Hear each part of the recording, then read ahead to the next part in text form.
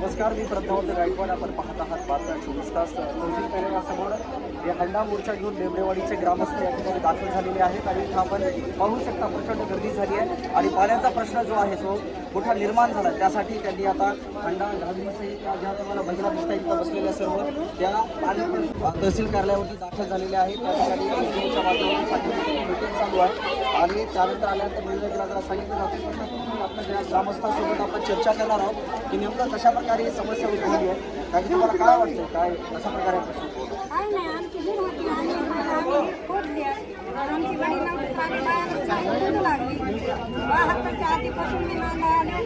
50-60-70 वर्ष झाली मला येऊन. तेव्हापासून ही राहत 4 वेळेस मी थांबू लागले, बांधू लागले. माझे लेकरं लहान लहान होते. मी घरी झोपून बाडीवर पाणी भरीत होते. 2 घंट्याला 1 हजार भरीत होतो. आम्ही किती पाणी आणतो, आम्हाला पाणी भेटत नाही. मग आम्हाला काय आम्हाला तेच पाणी पाहिजे, आम्हाला दुसरी येऊन तुमचं तर प्रशासनाकडे नेमकं मागणं काय? आम्हाला हेच पाहिजे, पाणी आम्हाला तिथलंच पाहिजे. हेच पाहिजे आम्हाला, जमत नाही. आमच्या गावात पाणी लागणे आम्हाला. त्याच्याकडून असं सांगण्यात येतं की जी विहीर आहे ती बंद करण्यात आली आहे, त्याला कुंपण करून त्या ठिकाणी प्रतिबंध घालण्यात आला आहे आणि पाण्याचा प्रश्न जो आहे तो गंभीर निर्माण झाला. बेबडेवाडीच्या ग्रामस्थांची तुम्ही समस्या जाणून घेतली.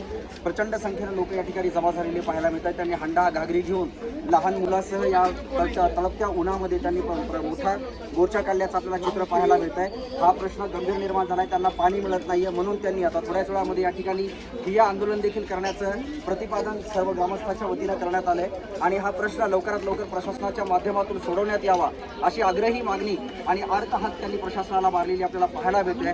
त्या ठिकाणी या आंदोलनाचं नेतृत्व डॉक्टर सिद्धार्थ कुमार सूर्यवंशी यांनी केलेलं आहे आणि या आंदोलनाच्या माध्यमातून ग्रामस्थांचा जो रोष तुम्ही पाहिलात तर एकंदरीतच हा रोष असा समजतोय की याच्यामधून पाण्याचा प्रश्न किती गंभीर निर्माण झाला आहे आणि ही प्रशासनानं योग्य ती दखल घेऊन याच्यामध्ये पर्याय उपलब्ध करून देण्याची साथ ही ग्रामस्थांकडून घातली आहे. कॅमेरामन दिनेश कांबळेसह प्रज्ञावंत गायकवाड, बातम्या 24 तास.